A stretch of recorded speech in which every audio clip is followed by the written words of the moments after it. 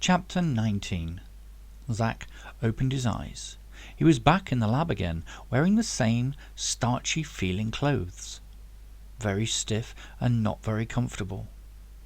Recalling the video footage of the first time he had travelled, he looked around to see if he was in the same place. On the cell print table were a torch, some food, and a note. "Zack, please use these supplies to help you on your quest. Ria." He got up, grabbed the torch from the table, put on the boots and coat, and walked outside into the night. Heading towards his uncle's house, Zack noticed that the dam was full and the wall completely intact. Zack considered all of this. The water was still here. There was still time to stop this. He walked up to his uncle's door and pressed the doorbell. I'm coming. Jeez, can't a guy just have one day off without interruptions?" he shouted in a thick Scottish accent as he clumped his way to the front door. A man approximately 40 years old, about 5'10", of heavy build with scruffy white hair, stubble-faced, wearing a pair of dungarees, opened the door. "What do you want?" he asked. Memories flooded Zack's mind of his aunt and uncle. His aunt, the farmer at Appleton Farm, her pigs, the camping trips in the fields during childhood summers, and his uncle, the big, strapping guy, a police officer whom no one in the town messed with. "Who are you, and what do you want?" I'm from the government, and I'm looking for my Mike Drummond. Have you seen him?" asked Zack. He turned his head and shouted into the house. "Hey, Lucy, there's a guy here from the government looking for Mike. Have you seen him? He was here earlier and went to the town to meet up with his wife." "Thanks for that," said Zack, feeling a little more upbeat that he had some sort of lead. "He left his phone here," said Graham, passing him the device. "When you find him, can you make sure he has it?" "Sure." Zack put the phone in his pocket. The two men went quiet, and they'd come to the end of their conversation.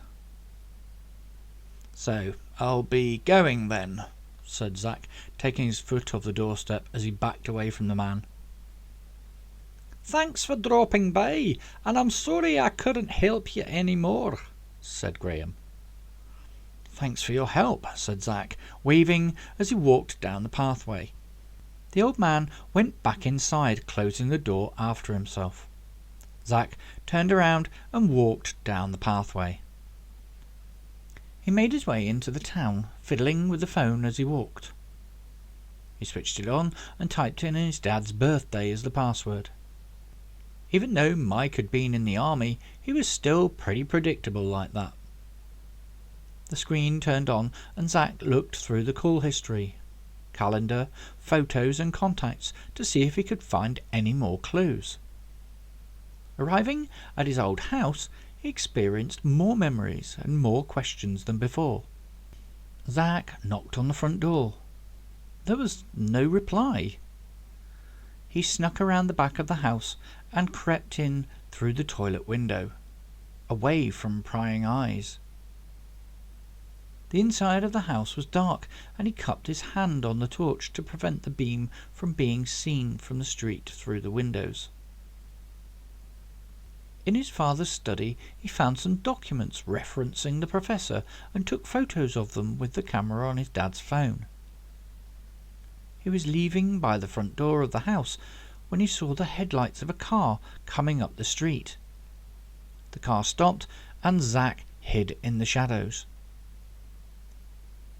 Two men got out. One was tall, the other short and tubby. "The uncle said he was back," said the tall man with an upper-class English accent. "Yeah? Well, he ain't here now, is he?" replied the smaller man, lighting a cigarette. "We have to find him, or it's our heads on the chopping block." The small man motioned with his hand across his neck. pretending to slit his own throat with a finger. I don't get what he wants with the man. What's so special about him anyway? As he spoke, smoke escaped from his mouth, and Zack noticed that the smaller man had a London accent. "I don't ask questions, I just get the job done and get paid," said the tall man. Yeah. So what you buying this time? Another boat? "A yacht. It's called a yacht. Honestly, you are so uncultured it beggars belief sometimes." We need to keep licking then, or no yacht for you, and no plasma telly for me," replied the short man as he got back into the car. "We can't see in this light anyway. Let's do this in the morning," replied the tall man as he closed the car door. Who are they looking for? Zack wondered to himself. He grabbed the phone and took a photo of the car as it drove off. The phone's flash lit up and Zack dropped it on the floor in surprise. The car stopped and the fat man got out. "What was that flash?" "I think you are seeing things," replied the tall man. "No, man. I know I saw it." He walked towards the house. "I saw you. You can't hide." As he walked into the house, he pulled on the door. The little that was left of it broke off its hinges and clattered onto the floor. Zack's heart thumped as the man stepped into the doorway. There was a crunch as the man's boots trod onto some glass, and Zack put his hand over his mouth to stifle any breathing noises he might be making. This was a terrible mistake, because the dust on his hand made his nose very sensitive, and Zack noticed that familiar feeling of a sneeze starting to tickle the top of his nose. Peering through the shadows, he could see the short man was holding a gun. His heart beat faster, and his hands became clammy.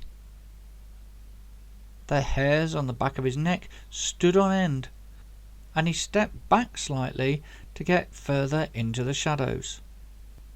As he moved back, he felt something touch his shoulder, and Zack froze. The fat man ventured further into the house. He'd pulled out his mobile phone and was using it as a torch. The feeble beam was not worth bothering with, and he switched it off, then slid the phone back into his pocket. The tall man poked his head in from the front door and shouted, "Did you find anything?" "Nope." "We are needed back at the cinema." "Whatever. This is a waste of time anyway." The fat man turned and headed towards the doorway. Zack breathed a sigh of relief, relaxed a bit, and his shoulder fell backwards. Not far, but enough to knock it against the wall, hitting him in the shoulder blade with the handle of the grandfather clock in the hallway. There was a small click and a whir as the gears of the clock kicked into life, a couple of ticks and silence. The fat man hadn't heard a thing, and he was just going out the front door when there was a loud dong from right behind Zack.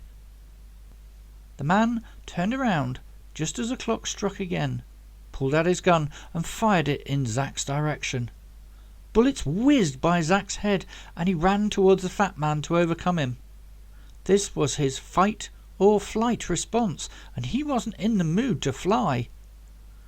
The clock struck again, and this time the tall man came inside to see what all the commotion was about. Zack, his head just out of the shadows, was running straight for the man, and with no plan, just wanted to stop himself from being shot. The man pulled the trigger. Zack's chest felt warm, and he collapsed backwards onto the floor, blood trickling from his chest onto the lino. The clock struck for the 4th time. He looked upwards as the man pointed the gun straight at him. There were some flashes and 2 loud bangs, and the man left. Zack's eyes closed, and everything went black.